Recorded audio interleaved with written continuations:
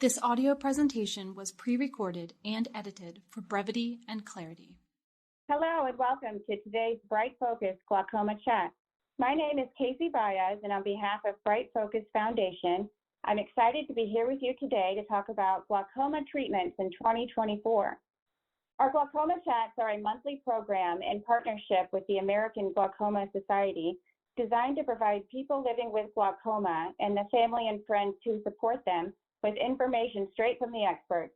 All vision chats presented by Bright Focus are also available to listen to on the go on YouTube, Spotify, iHeartRadio, Amazon Music, Apple Podcasts, and Pandora.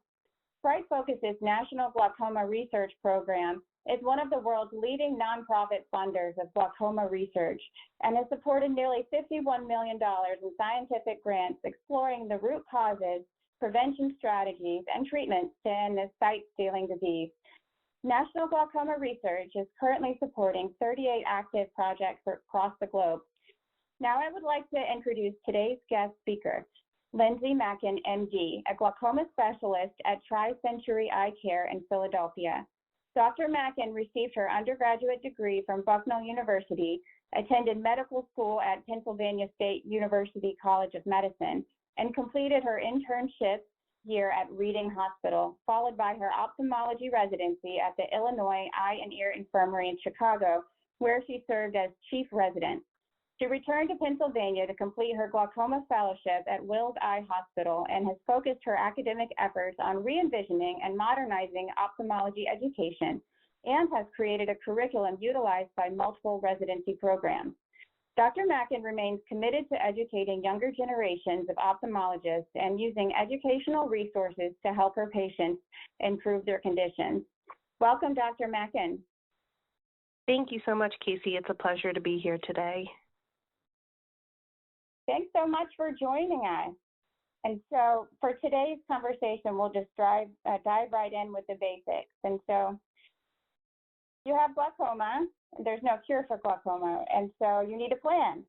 And so what exactly is a plan? And this may be the hardest part. Who manages a glaucoma treatment plan? Certainly, yeah. One of the million-dollar questions, but effectively a glaucoma treatment plan is the device or plan that's made by you and your provider to try and target lower intraocular pressures, thereby reducing your risk of progressive glaucoma damage. So I'd say it's made in combination with you and your ophthalmologist provider, be that a glaucoma specialist or a comprehensive ophthalmologist or even an optometrist. And it centers around goals of care, meaning lowering eye pressure, preserving vision. And the means by which that occurs is based entirely on the goal pressure and also your goals of care. And so that could involve anything from eye drops, laser to surgery. Great, thank you. And so what are some of the more well-known treatments available today that some of our listeners might be more familiar with? And what are the different types that people are most commonly using these days? Yeah, I think the main sort of center effective tenet of treatment of glaucoma is lowering eye pressure, and we can do that using a number of different resources. The mainstay tends to be eye drops, mainly because they are non-invasive, generally speaking affordable and generic, and pretty well known. Those patients have action. They lower pressure utilizing different physiological and pharmacological properties. But another interesting modality of treatment is a laser, a so-called selective laser trabeculoplasty treatment. There was a trial published several years ago entitled the LIGHT trial, of which there are links available online, that looked at the effectivity of laser versus eye drops and found significant benefit to utilizing the laser as actually a first-line therapy.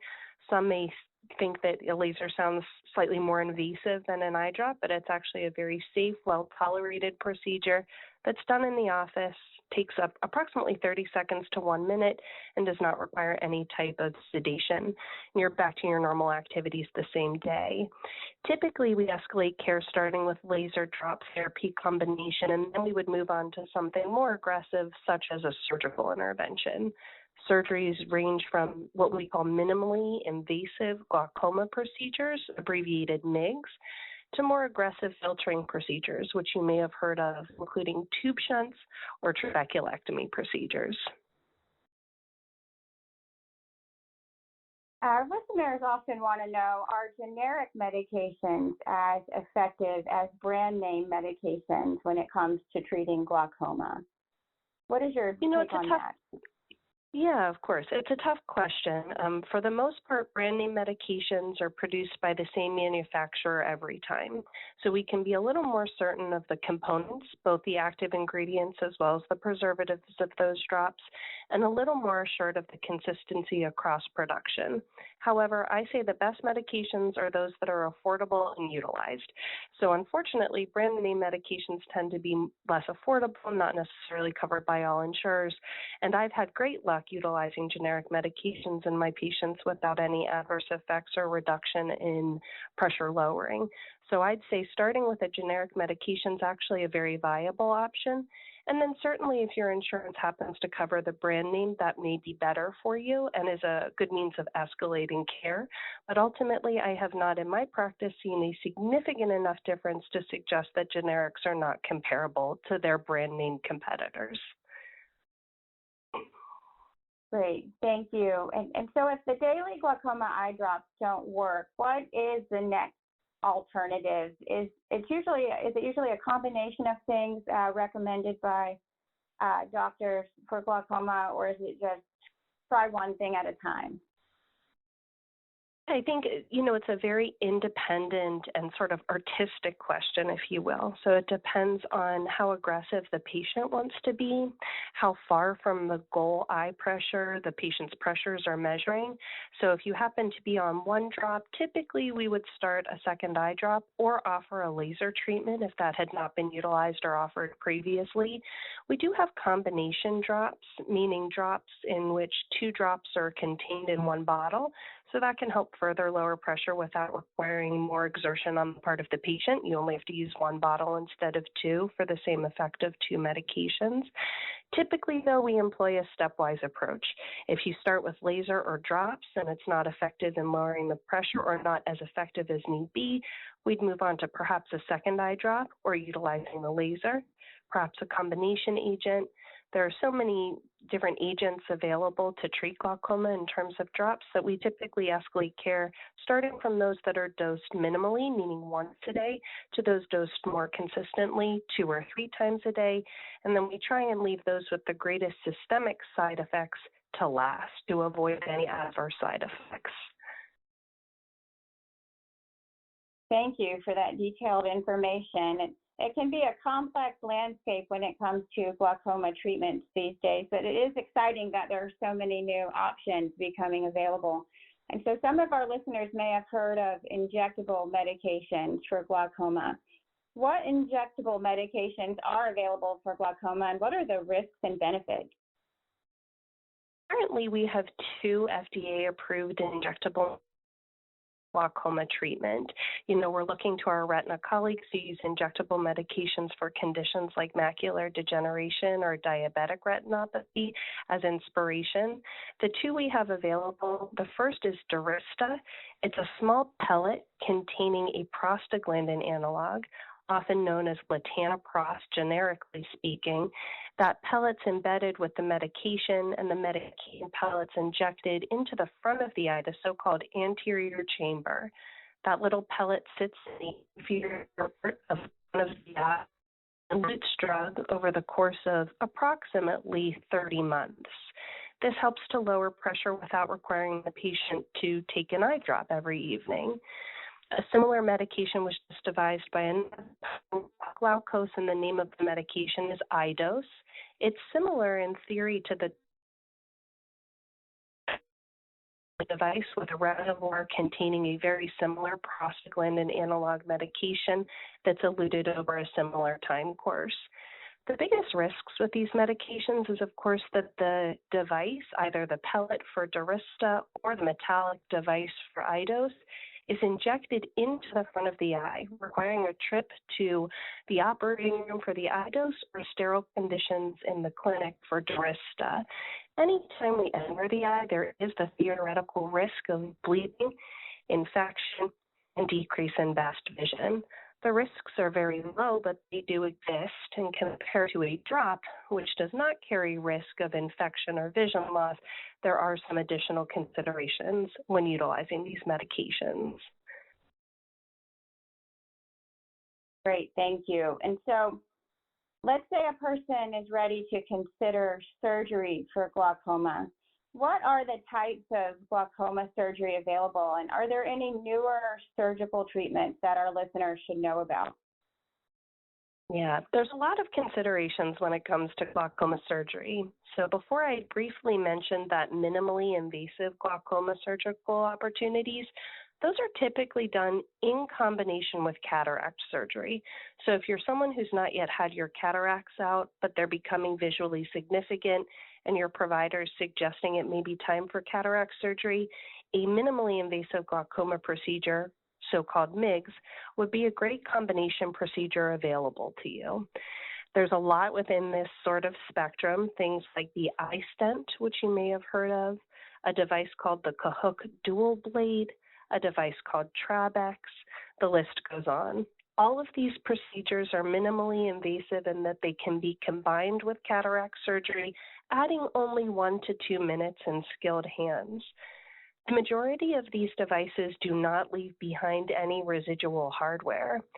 They target the drainage system in the front of the eye. You can think of the eye just kind of like a bathtub. There's a drain right in the front of the eye that over time in patients with glaucoma becomes clogged, for lack of a better term.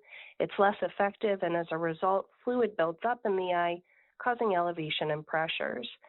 These minimally invasive glaucoma devices act almost like a roto-rooter. You go in and you remove that blockage or obstruction to outflow, so fluid can more easily flow out of the eye, thereby reducing the pressure and reducing your risk of progressive glaucoma damage. So in someone who has a cataract that requires removal and has elevation and pressures but not severe glaucoma, I would say the minimally invasive glaucoma procedures are a wonderful option. Say you've already had your cataract removed, however, and you have what's considered to be severe glaucoma. In discussion with your provider, you may get the impression that a minimally invasive glaucoma procedure is actually not the best route for you to go. On average, minimally invasive glaucoma procedures can reduce the pressure by approximately 15 to 20%. So if you're starting with very high pressures and you need a near 50% reduction in your pressure for safety and stability purposes, MIGS is probably not the right route. Then we would start talking about more aggressive, what are called filtering surgeries. That's along the lines of the glaucoma tube shunt or trabeculectomy. These procedures involve creating a conduit, a new alternative drainage. For the trabeculectomy, a hole is created in the sclera, the wall of the eye, to allow for fluid to filter out of the eye.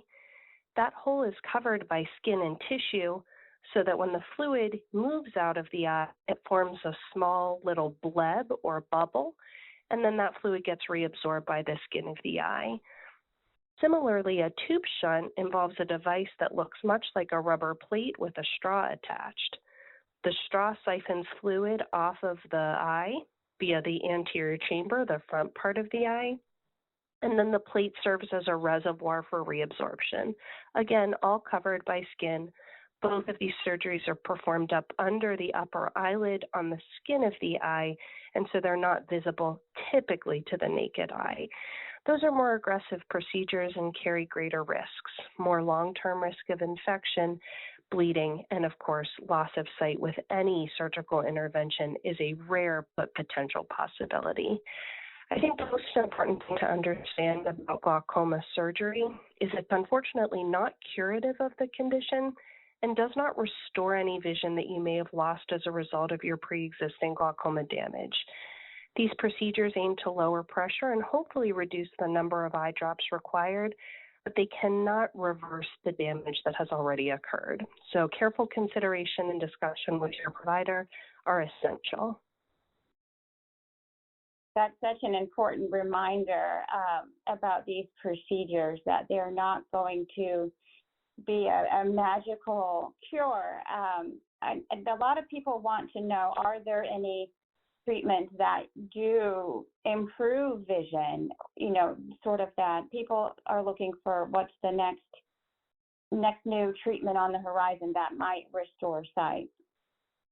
Yeah, of course, theoretically, in a lot of our research studies, we are avidly looking at ways in which to restore vision. At this point, our current drop regimens, laser, surgery, cannot yield an improvement in vision. Now, that said, if you happen to have a cataract that's impairing your quality of vision, removing that in combination with a glaucoma procedure could theoretically improve the vision, but not from a glaucoma standpoint. There are some interesting studies out of Cornell University looking at high-dose administration of some antioxidants that might have improved the visual field, which is the test of your peripheral vision. But those are in very rudimentary early stages, requiring very high doses of medications that can have some untoward systemic side effects. So unfortunately, at this point, we don't have a lot that can improve vision. However, there are low vision rehabilitation options that can optimize the vision of our patients suffering from glaucoma. So working with our low vision colleagues and optometrists, we can help with closed circuit television, magnifying glasses, white cane aids, prism glasses, all of which can help improve the vision that you do have. And in a lot of ways, that's an important focus as we move forward in treatment and care. That's an excellent point. And Dr. Mecca, you mentioned cataracts a couple of times. Is cataract surgery safe for people with glaucoma, and can it help glaucoma? It's absolutely safe for patients with glaucoma. You know, I think we probably should take a step back and even just define the different types of glaucoma, because that's pertinent for this portion of the discussion. Typically, glaucoma is grouped into two distinct categories, so-called open-angle glaucoma and so-called angle closure glaucoma. There's different etiologies within each category, but broadly speaking, the majority of people suffer from open-angle glaucoma, and that refers back to that drainage system that I mentioned in the front of the eye. If that drainage system in the front of the eye shows evidence of true scarring, then that patient's suffering from angle closure glaucoma, and that can happen over time in patients with smaller than average eyeballs in whom the cataract is growing in size. As the cataract grows in size, it takes up more space in the eye and can lead to narrowing of that channel in the front of the eye and subsequent scarring. For those patients, cataract surgery can actually be a treatment, even curative, of angle closure glaucoma. Now, that said, since the majority of people are suffering from open angle, cataract surgery will not cure glaucoma, but there's no contraindications to cataract surgery in patients with glaucoma, and on average, patients notice a 2-point reduction in pressure with cataract surgery alone. So not only is it safe, but it actually can be beneficial. As I mentioned before, you can also combine the cataract surgery with a small, minimally invasive glaucoma procedure to further lower pressure. Thank you. Does the choice of treatment depend on the stage or type of glaucoma?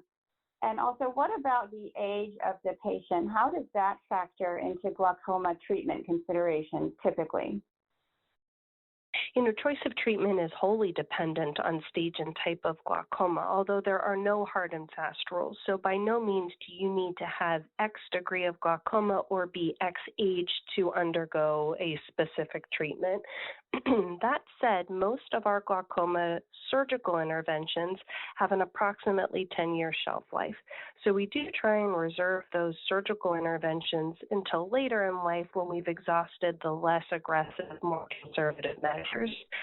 That said, if I was speaking with a patient who had significant drop allergies, could not tolerate the utilization of drops, had a physical restriction whereby they could not administer their own drops, then perhaps earlier surgery would actually be an excellent option for said patient. For the most part, we try and escalate care based on degree of glaucoma. If you have ocular hypertension, meaning high pressure in the eyes but no glaucoma damage, or very mild glaucoma, we would recommend starting with the laser treatment or a single eye drop. If you have more advanced glaucoma, we may start multiple agents or even suggest going straight to a surgical intervention. In terms of the age, it's a very big difference between congenital glaucoma, which occurs at birth, which has been discussed in other Bright Focus discussions, versus primary open-angle glaucoma in our older patient populations. So yes, there's a big difference between the way in which those are treated, mainly because the eye is so different when we're in infancy versus adulthood, where we have more considerations of how the eye is going to grow and develop over time. We have different goals for visual preservation and restoration, so the age of the patient does matter. But when we're talking about adults, so those over the age of, I would say, about 18 years of age, the age actually does not matter quite as much, except in the fact that we want to preserve as much real estate on the eye as possible, thereby deferring surgery if more conservative measures do work for the patient.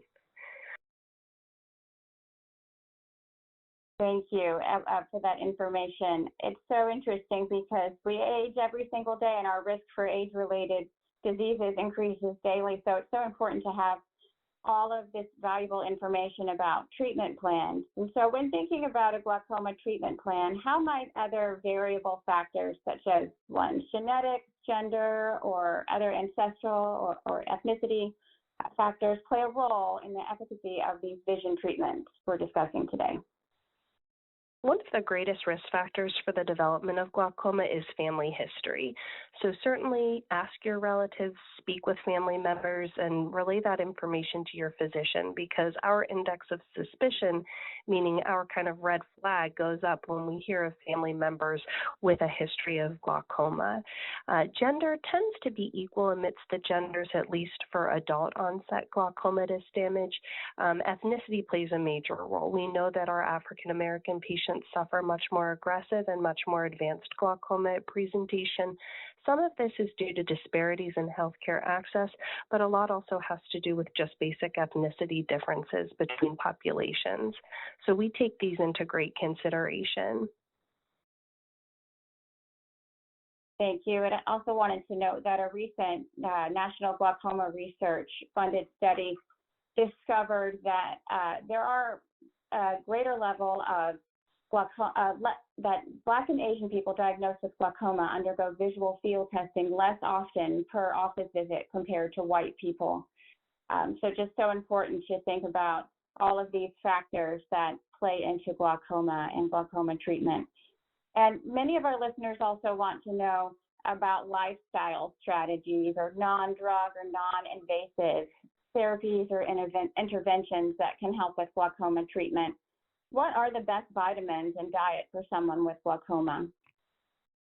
Yeah, this is an area in which I'm really passionate, and I try and discuss this with my patients as often as possible because I think it's nice to feel empowered, and this is a way for our patients to really become involved and invested in their care.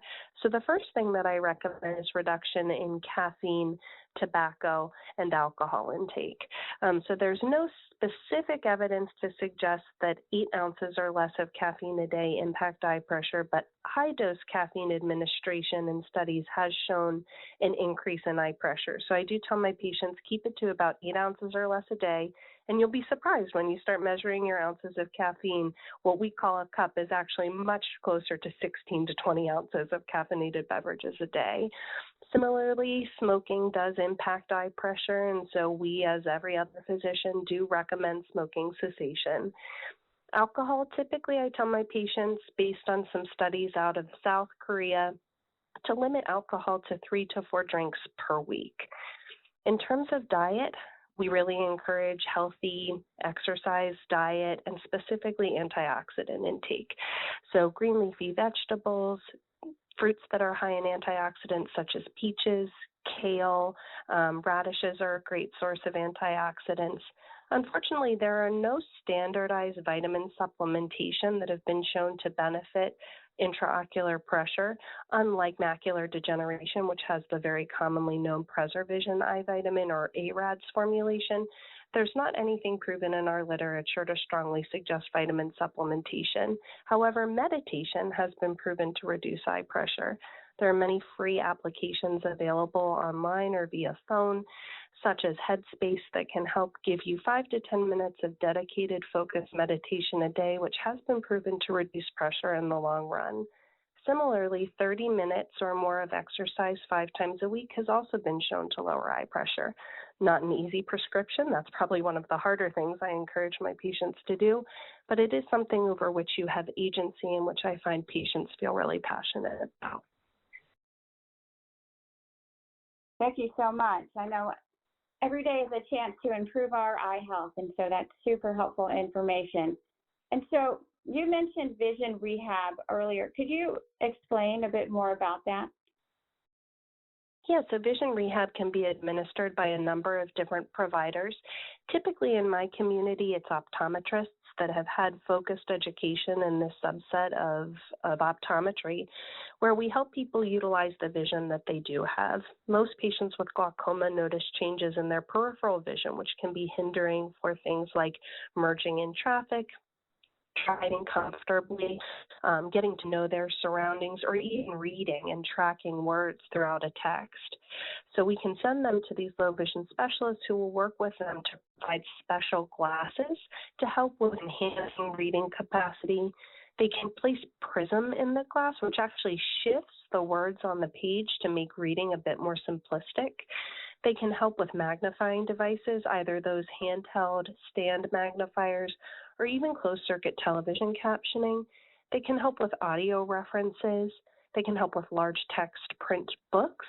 And then they can do things that are more occupational, such as cane training, use of assistive aids, making the home safer by removing loose furniture or upturned rugs.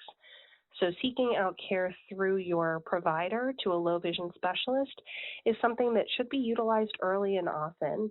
I think all too often people feel that a referral to a low vision specialist is a sign of defeat, whereas I think of it as another additional tool to be used simultaneously to really optimize what you do have. You wouldn't ignore an asset that you have available, so I encourage patients not to think of it as defeat, but as optimization of the capacity that you have. Really is wonderful that there are so many options and resources available for people with low vision. So thank you for explaining that. Are there any new treatments on the horizon for glaucoma later this year in 2024 or perhaps in 2025 that are causing glaucoma professionals to be hopeful? You know, I think the iDose is our most recent FDA-approved device that's going to be very revolutionary to the provision of care. You know, if we can incorporate one drug into an eluting device that does not require the patient to remember to instill the drop, you know, ideally we'd be able to incorporate all drops into this type of non-dependent administration system. There is some interesting stem cell research, but unfortunately nothing directly applied to regeneration of the optic nerve at this point, at least not readily available, though clinical trials are ongoing. So at this point, I think we're looking at iDose as a really interesting modality, and then there are some new minimally invasive glaucoma devices coming down the pipeline, many of which are similar to what's already existing or platforms that currently exist today. Thank you. And so communication about health can often seem like a daunting task.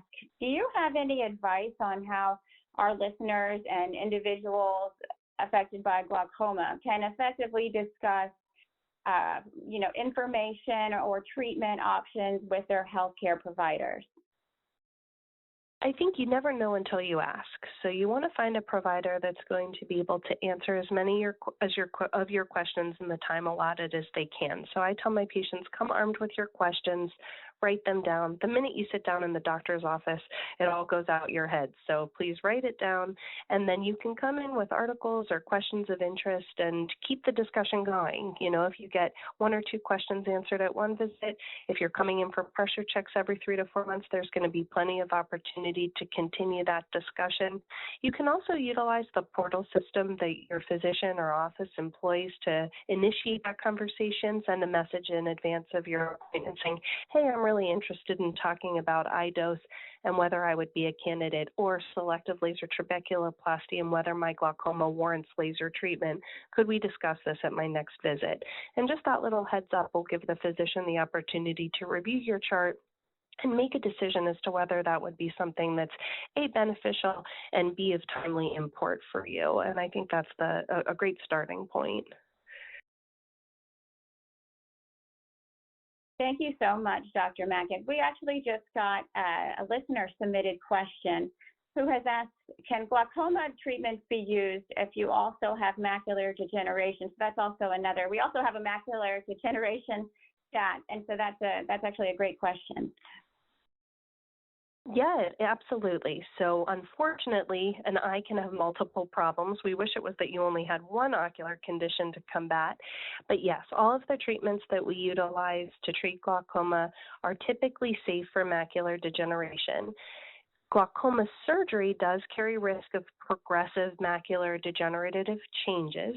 That's not a hard and fast rule, and it's not the entirety of patients treated with surgery see progression, but it is something that has been noted. That said, however, if the pressures are very elevated and you require the surgery for preservation of vision, that risk-benefit discussion will be important to have with your provider. Just generally speaking, though, the laser and drops do not compromise treatment or stability of macular degeneration. Thank you. We have a couple more listener-submitted questions that we have just a couple more minutes for. And one of those questions is, I'm on several medications and my eyes are extremely dry. What is the best treatment for dry eyes? Yeah, this is a question that plagues many, many listeners, so you are not alone. All drops contain preservatives, which are inherently drying to the surface of the eye. I wouldn't say there's one great treatment. Dry eye, just like glaucoma, has no cure. So I think it really ends up being a compilation and constellation of things. First is simple things, warm compresses and cleaning the eyelids. It sounds silly, but it's very soothing. Take a washcloth, run it under warm water, hold it gently on a closed eye over the lid. You can use that same washcloth, put a little bit of baby shampoo on it, and closing the lids gently, clean the eyelids. This gets rid of any debris and accumulation of the glands of the eye. The glands of the eye produce good oil, which is secreted onto the surface of the eye and coats the eye. That prevents evaporation of your tears and subsequent dryness. I preference preservative-free artificial tears. They'll be labeled as such in your pharmacy and available without a prescription, and as long as preservative-free, can be used up to every hour.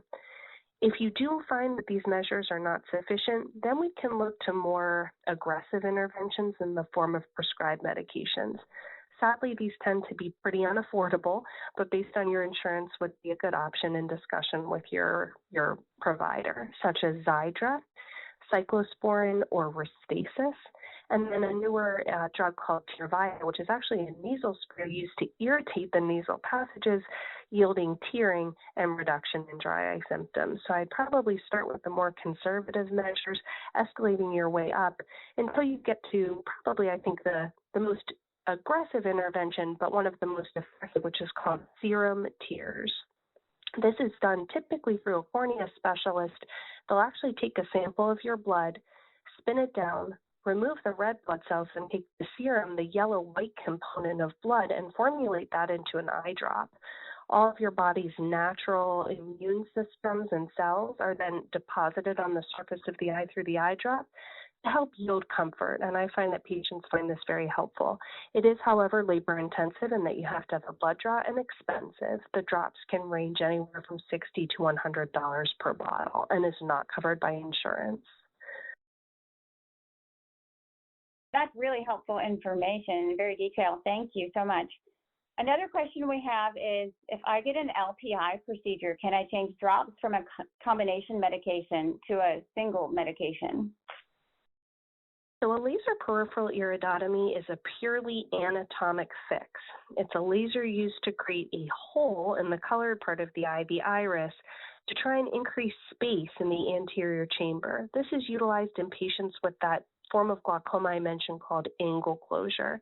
But the laser itself does not reduce pressure. It's purely an anatomic change.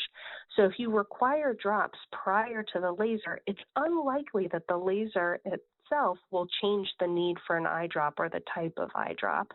Unfortunately, most people still require drops after this type of laser treatment. Okay, thank you. And what new glaucoma treatments may be useful for low or controlled pressure glaucoma? Typically, the approach to low tension glaucoma or normal tension glaucoma and high pressure glaucoma are similar. So everything that's new on the market today is a viable option for either type or brand of glaucoma. Okay, thank you so much. And so our final question, saving the best for last, what about eye transplants? Oh, don't we wish? Unfortunately, currently there are no available eye transplants, meaning a full eye transplant. We can transplant corneas. Unfortunately, corneas, or the clear front part of the eye, are not what's at fault in glaucoma. In glaucoma, we're dealing with damage to the nerve in the back of the eye. So transplanting a cornea in a patient with glaucoma would not yield improvement in vision. And as of this date and this point, there's no nerve transplant and no whole eye transplants available. Got it. Thanks for the information there. And there's new research breakthroughs every day. And thank you, Right. Dr. Mack. Yeah, there's so much to be excited about, truly. And again, thank you so much, Dr. Mackin, for all the important information you shared with us today. To our listeners, thank you so much for joining our glaucoma audio chat. We sincerely hope you found it helpful, and we'd love to get your feedback. We have a simple one-question poll. It's voluntary and anonymous, and the question today is, what glaucoma treatment do you currently use? Press 1 for glaucoma medications like eye drops. Press 2 for glaucoma laser treatment. Press 3 for glaucoma surgery. Press 4 for a combination of these, and press 5 for none of these. And so again, what glaucoma treatment do you currently use? Press 1 for your standard typical medications like eye drops. Press 2 for laser treatment. Press 3 for surgery. Press 4 for a combo of these. Press 5 for none of these. So thank you so much again to our listeners and our guests today. I would like to mention that our website, brightfocus.org/glaucoma, has a wealth of low vision resources. One in particular is our treatment options fact sheet for glaucoma, which is available in print or as a PDF and can be mailed or emailed to listeners free of charge. Our partner AGS also has a series of handouts on glaucoma treatments that are available on their website, which we will link to in the transcript. If you're already signed up to get our National Glaucoma Research emails, you'll automatically receive a message that links to the transcript and resources from today's call when it's ready. If you aren't yet subscribed or wish to request this printed transcript or our free glaucoma treatment options fact sheet, just stay on the line, and at the end of the call, you'll hear a beep, and then just leave your name and U.S. mailing address or email address, and we'll send it to you once it's ready. You can also reach us anytime at our toll-free phone number, 855-345-6647. I'm also happy to let you know that National Glaucoma Research recently awarded 9 new grants to scientists around the world at an investment of nearly $2 million. These scientists are investigating some of the most innovative and cutting-edge ideas in the field to continue advancing our understanding of the origins of glaucoma and why certain neurons in the eye are more resilient than others. Their relentless determination on the quest for a cure fuels the development of new treatments and allows for earlier detection of irreversible vision loss. Take charge of your eye health today and visit our website at brightfocus.org/glaucoma and read more about the latest glaucoma breakthroughs, promising research studies, and expertly vetted eye health and wellness information. If you'd like to receive a printed copy of our new research grant information, stay on the line and leave a voicemail with your name and mailing address. Many thanks again to our amazing community of donors for making this possible. Our next glaucoma chat on Wednesday, October 9th, will answer the very popular question everyone wants the answer to, which is, can glaucoma be prevented? And it will explore the science behind risk reduction. Thanks again for joining us, and this concludes today's Bright Focus Glaucoma Chat. The information provided in this recording is a public service of Bright Focus Foundation and is not intended to constitute medical advice. Please consult your physician for personalized medical, dietary, and/or exercise advice. Any medications or supplements should only be taken under medical supervision. Bright Focus Foundation does not endorse any medical products or therapies.